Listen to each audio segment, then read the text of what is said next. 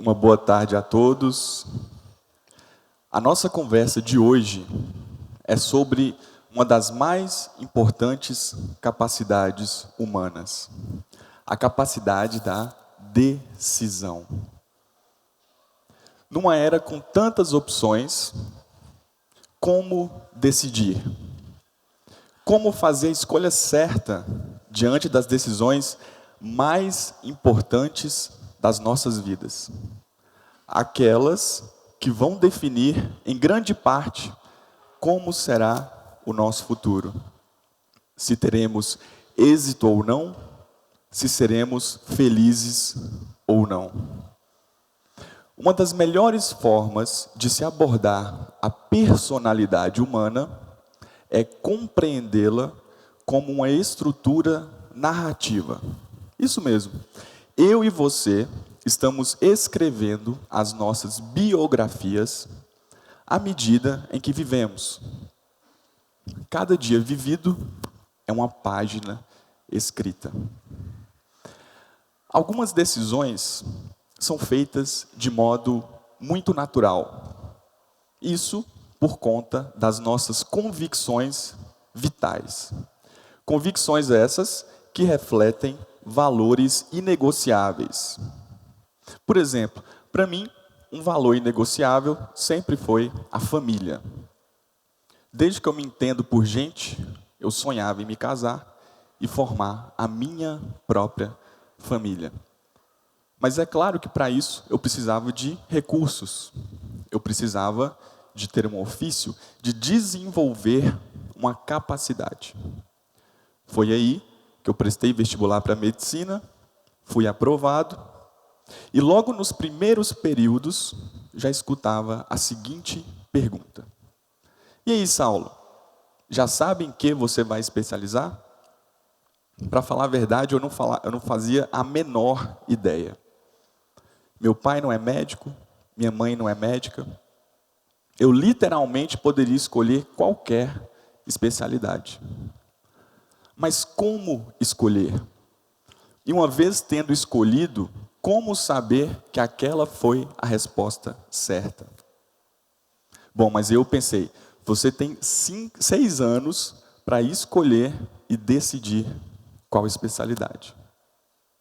No início da faculdade, o interessante é que são os professores que atendem os pacientes e os alunos observam. E como é bonito observar alguém que domina uma técnica, alguém que cumpre bem o seu papel.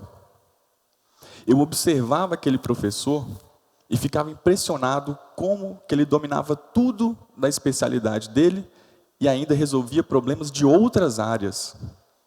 Aquilo era muito impressionante. Mas aí, um dia, eu percebi que havia uma única exceção. Quando os pacientes apresentavam sintomas psiquiátricos, como depressão, ansiedade, mesmo uma psicose. Aquele exímio professor, de repente, se mostrava desconcertado.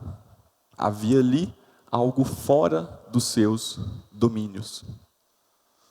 Eu via aquilo e pensava, como seria interessante se eu fosse capaz de dominar essa área específica. Pela primeira vez, a realidade me convocava. Psiquiatria. Agora, todas as vezes que eu mencionava o interesse em me tornar um psiquiatra, obtinha a mesma reação. Tem certeza? Psiquiatria? Você sabe que o dia a dia é pesado, né? Você sabe o tipo de paciente que você vai ter que atender? E para falar a verdade, eu não tinha consistência biográfica nenhuma e acabei dando ouvidos. Pensei, vou deixar isso para lá, vou escolher uma especialidade comum mesmo, porque bom é conforto e qualidade de vida.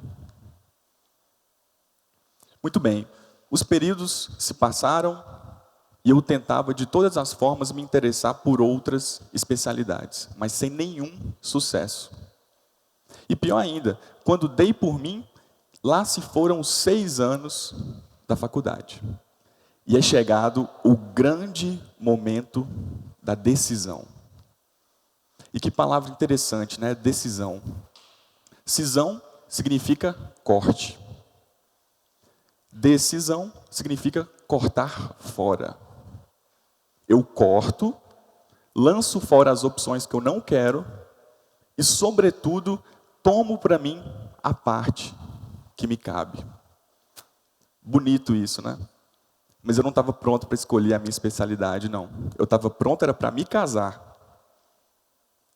Mas para isso, eu precisava de um emprego. Fui então trabalhar como clínico geral numa cidadezinha de 8.000 habitantes. Para ser mais preciso, na zona rural de uma cidadezinha de 8.000 habitantes. E lá eu atendia muitos pacientes, todos os dias, com os mais diversos problemas de saúde. O atendimento transcorria no seu ritmo normal, com uma única exceção, quando o paciente apresentava sintomas psiquiátricos. Casos como depressão, ansiedade e psicose. Quando isso acontecia, eu queria saber mais, entender mais sobre o que se passava com aquela pessoa. Sabe quando sua atenção converge quase que totalmente para um único ponto? É aí que o instante ganha peso de eternidade. É aí que eu sei que o que eu faço é exatamente o que eu deveria estar fazendo. Preste muita atenção com o que é capaz de fazer isso com você. É a realidade convocando. Então, dentre todos os pacientes que eu atendia, esses eram aqueles que chamavam mais a minha atenção. Esses eram aqueles aos quais eu me inclinava quase que naturalmente. Mais uma vez, era a realidade me chamando. É psiquiatria. É como se ela dissesse, essa é a parte que te cabe. E aí, você vai fazer o que com isso? E para escutar o chamado da realidade, é necessário utilizar a nossa consciência. O psiquiatra austríaco Viktor Frankl, criador da logoterapia, dizia que a consciência é o aparelho captador de sentido e que o ser humano tem sede de sentido. E veja bem, não sou eu quem crio o sentido, ele já está lá. Não em mim, na minha cabeça, nos meus esquemas mentais, mas na realidade da vida. Na concretude dos atendimentos numa zona rural, eu escutei a realidade me convocando. E dessa vez, me apresentei. Afinal de contas, se não eu, quem? Eu decidi pela psiquiatria.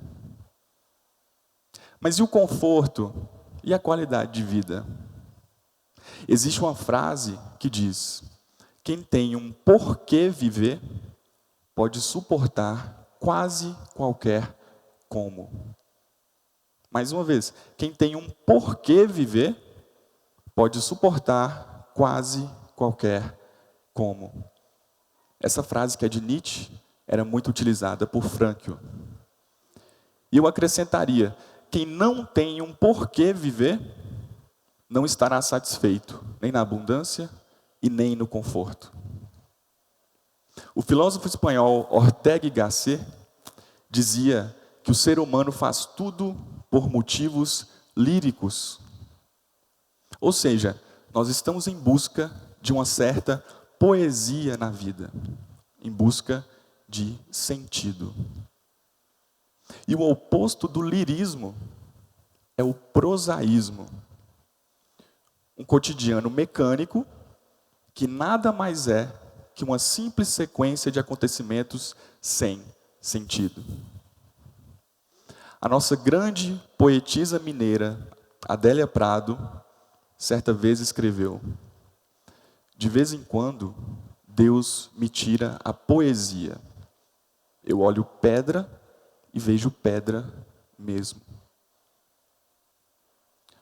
Quando eu não procuro sentido para tomar as minhas decisões, quando eu escolho outro caminho que não aquele para o qual a realidade me convoca, eu traio a minha própria história.